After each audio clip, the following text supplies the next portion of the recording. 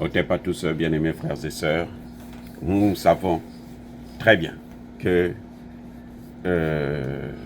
Kamala Harris a perdu cette élection, mais alors de façon vraiment avec un écart que personne ne pouvait soupçonner. Surtout quand on croyait aux sondages des Occidentaux, des Européens en panique, qui voulaient croire à leur imagination. Ils prenaient leur imagination pour des réalités. Nous vous avions dit déjà qu'elle devrait échouer. Dès le premier jour même de sa nomination.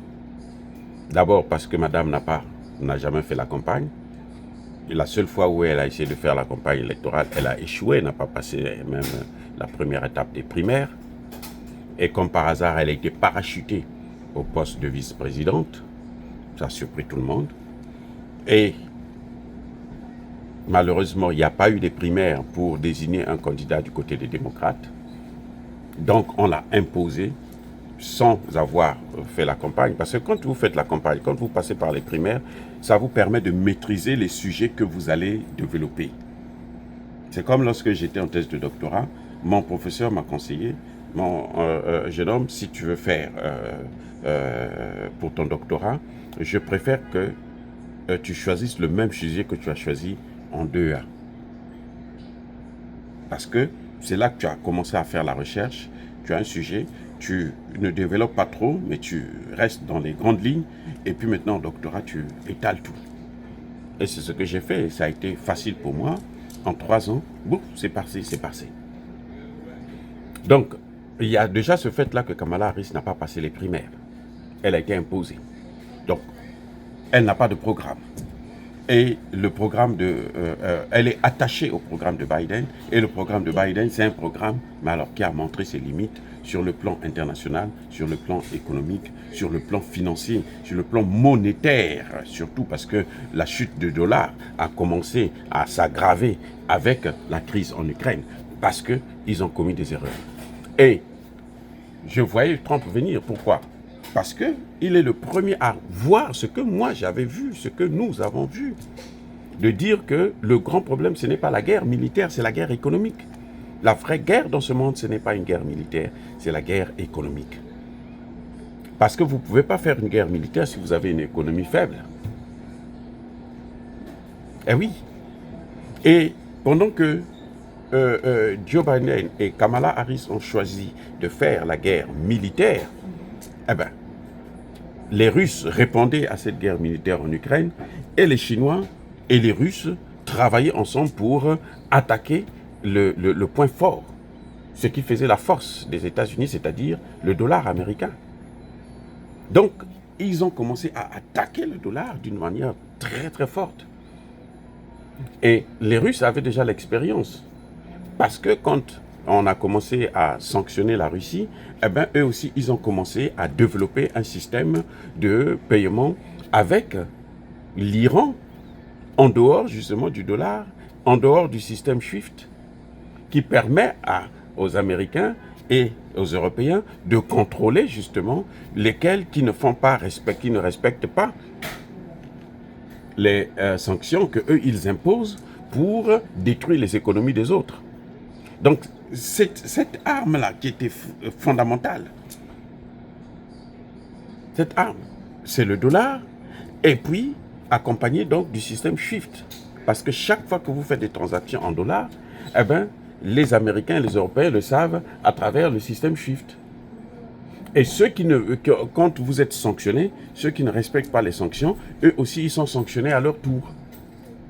Et les Russes, les Chinois, les Iraniens ont compris que la force de ces gens, c'est ça, c'est ce dollar-là. Leur force, c'est le système SWIFT. Donc, ils ont commencé à développer des systèmes différents, parallèles au système SWIFT. C'est-à-dire que en Chine, par exemple, à l'intérieur de la Chine, on n'était plus obligé de commercer en dollars, on pouvait en commercer avec leur propre monnaie et en utilisant un système qu'eux-mêmes ils ont créé. L'Inde aussi a son système à lui. La Russie a son système, et la Russie a développé un système avec l'Iran qu'elle a expérimenté. Et ça a marché. Et c'est ce même système que les Russes ont amené maintenant au niveau des BRICS. Pour que tous les pays des BRICS, tous les pays amis des BRICS, ou même les pays qui veulent sortir du dollar, puissent avoir un moyen de pouvoir commercer avec d'autres pays sans être obligés d'utiliser le dollar ou l'euro. Parce qu'à partir du moment où vous utilisez le dollar, les Américains sont au courant. C'est leur monnaie. Ils peuvent vous interdire d'utiliser leur monnaie. Donc le dollar, quand vous utilisez votre dollar à vous, c'est comme si vous n'avez rien utilisé, c'est zéro. Ils annulent ça et puis vous êtes dans des problèmes. Voilà ce qui se passe exactement. Voilà les problèmes, comment les choses se sont passées. Et celui qui a compris ça, justement, c'est Donald Trump. Pendant qu'elle continuait à dire que nous allons soutenir l'Ukraine jusqu'au dernier Ukrainien, Donald Trump qui dit, mais nous avons perdu la Russie, nous avons perdu l'Iran. Il faut arrêter avec ça parce que, bon, en faisant ça, nous sommes en train de sanctionner le dollar. Et c'est là qu'il va proposer que moi, quand j'aurai le pouvoir, ce que je veux faire, c'est que je vais me battre, sanctionner, pénaliser, taxer les pays qui ne veulent pas utiliser le dollar. Voilà, c'est ça. Il a pointé du doigt le problème et il a proposé une solution. Je ne dis pas que ça va marcher, parce que je pense que c'est déjà trop tard. La dédollarisation est un phénomène qui est inarrêtable. Elle va aller, mais alors jusqu'au fond. Ah oui, ça sera une monnaie comme toutes les autres monnaies qu'on peut utiliser et qu'on peut aussi ne pas utiliser sans que ça ne fasse quoi que ce soit. Puisque maintenant, on n'est plus obligé d'utiliser seulement le système SWIFT. Il y a d'autres systèmes parallèles. On est capable maintenant, avec ces autres systèmes parallèles, on peut utiliser notre propre monnaie, vous pouvez utiliser votre propre monnaie. Voilà ce qui est en train de se passer. Donc, quand l'Amérique profonde a compris les enjeux, mais ils se sont dit, mais si on garde cette femme-là, mais elle va continuer avec la décadence, le déclin, elle va même l'accélérer. Donc, il faut qu'on fasse tout pour qu'elle ne puisse pas. Et vous voyez l'hypocrisie, on a mis tellement d'argent pour elle, 1 milliard de dollars, tellement d'argent, mais on l'a fait quand même échouer. Alors qu'on sait que l'élection aux États-Unis, c'est d'abord l'argent. Tu n'as pas l'argent, tu ne peux pas battre campagne. Comment? Parce que tu as toute une équipe de campagne, ils ont des salaires, il faut les payer, il faut se déplacer, ainsi de suite. Ça demande de l'argent. Oui, donc l'échec, c'était prévisible. Donc quand je vous parlais de ça, c'était parce que, mais je voyais justement que le problème, je savais, j'ai fait plusieurs vidéos où je disais, le problème, ce n'est pas la guerre militaire. Non, la guerre, elle est maintenant économique. C'est lorsque tu gagnes la guerre économique que tu peux maintenant te permettre d'aller vers la guerre militaire parce que tu as les moyens de l'économie de guerre, les moyens de faire la guerre. Et c'est l'erreur des États-Unis. Ils seront obligés, si Trump veut réussir, ils seront obligés de fermer les bases militaires à l'étranger, notamment en Afrique. Parce que le problème avec les bases qu'ils amènent en Afrique, là, ça leur entraîne aussi la malchance.